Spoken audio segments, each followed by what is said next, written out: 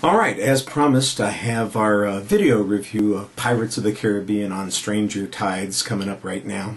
You can read my comments above and hopefully you'll find them interesting. I'm going to try and talk about a couple of different things here in the video review.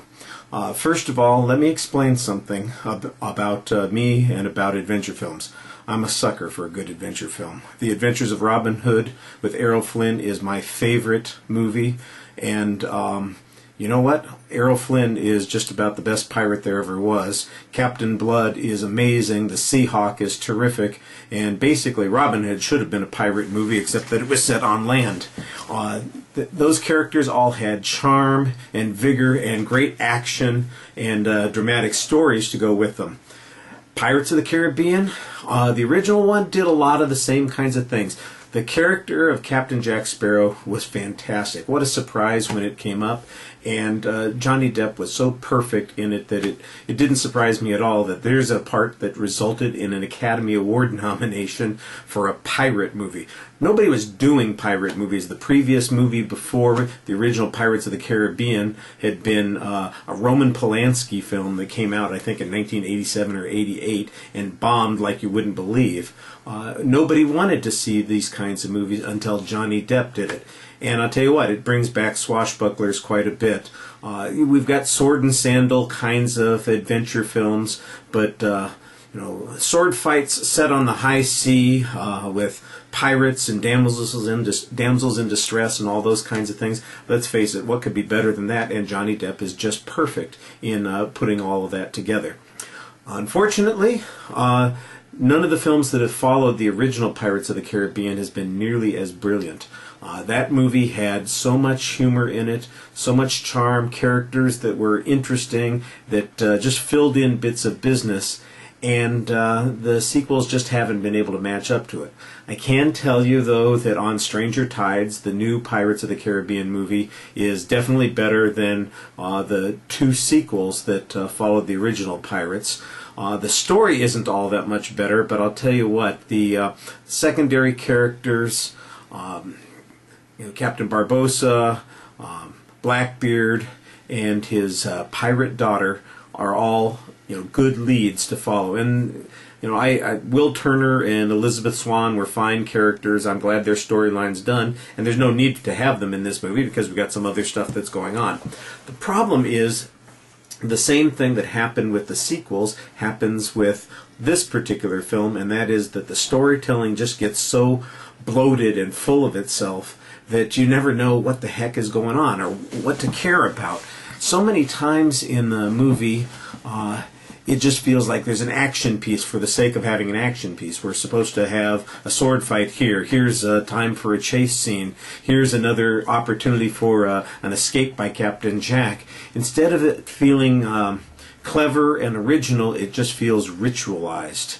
And sort of, it's time for that, so let's do that again. It's a little more mechanical, the way some of the Bond films became after a while, where you know you just had certain pieces that you put them together like a jigsaw and turned it into a movie. And there were a few Bond films that, look, I love the James Bond films, but there are a few Bond films that were pretty repetitive, and they just got into their little niche and did the same things over and over again.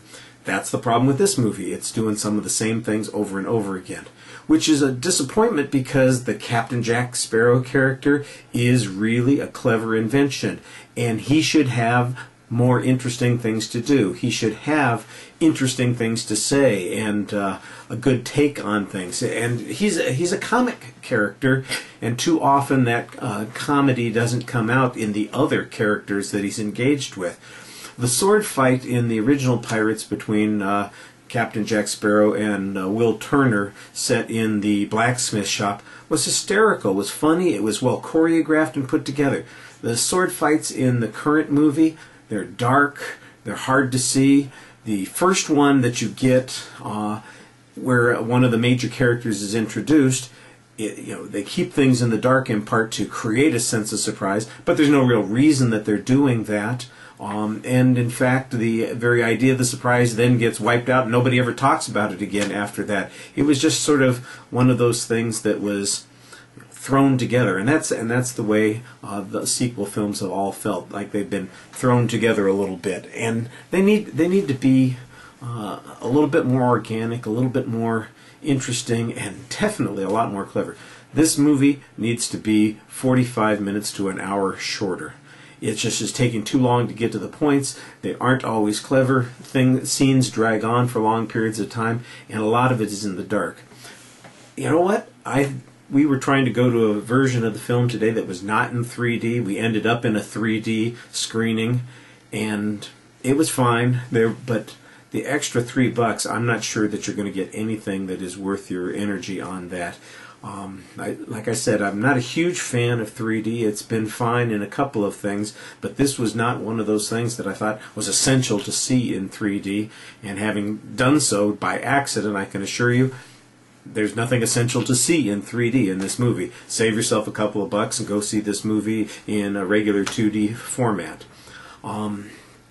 Penelope Cruz. Well, you know what? In my last video review, I made very pleasant and complimentary comments about Chris Hemsworth, who played Thor. I'll tell you what, Penelope Cruz, she should do for the guys what Chris Hemsworth does for the girls in that other movie. She's a beautiful woman, very attractive, very sexy, and she should bring a lot of attention to the movie. Guys should not be embarrassed at all about going to see the movie because she's in it. She's lovely. She needs to have a little bit more character, though. There needs to be... She's supposed to have this humorous byplay with Captain Jack, and there's just not quite enough. It's not quite developed enough. There are a few good lines here or there, but it doesn't sparkle and crack the way those old movies used to do, and that's one of the things that's missing here. From my point of view, Jeffrey Rush basically steals the movie from a lot of good actors.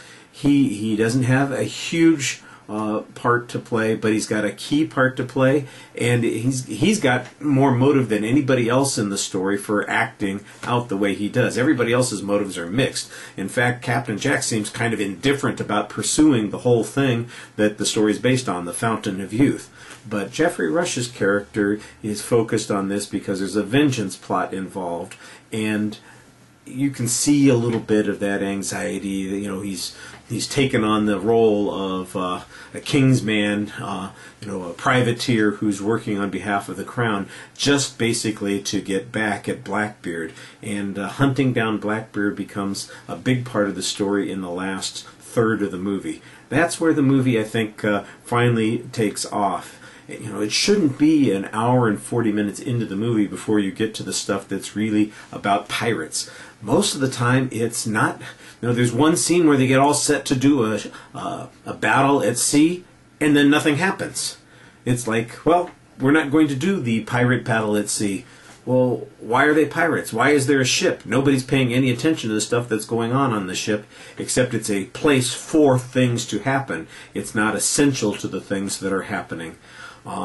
The mermaid plot is really cool. There's a lot of stuff in it that's kind of interesting. You'll find it, I think, kind of scary at times, and there are some things about it that are charming too. Just not enough of the little bits of business that made things so much more interesting in the first film. I can't say it's a disappointment because I did kind of expect it to be more along the lines of the second two films, and it is. It's entertaining, but it's not original and clever and fun the way I had hoped it would be. So I would encourage everybody who's interested to see it. If you have no interest in Pirates of the Caribbean, save your money because it's not worth going to see if it's not your bag. I can't resist a pirate movie nowadays, and a swashbuckler, holy criminy, all you have to do is get swords out and have clever sword fights with some dialogue between the protagonist and the antagonist, and I'm there. I can see a movie like that. That's worth my time and effort, but it may not be worth your time and effort, and if it isn't, then save this, catch it on satellite later on. You won't miss anything in the 3D. There aren't any big plot developments. As I mentioned in my written review, there are a couple of possible ways that the stories could go, and there are definitely sequels being set up. I don't know if we'll ever get to those sequels. I don't know that it's important that we do. It's like a lot of these movies in sequences in a series like this. The truth is that We want to see the familiar but be entertained by something new. This just doesn't give us enough of the new, and sometimes it just feels too familiar. So maybe the next one in 3 or 4 years will be a little bit more sparkling. Alright, you guys have a good one. Thanks for watching.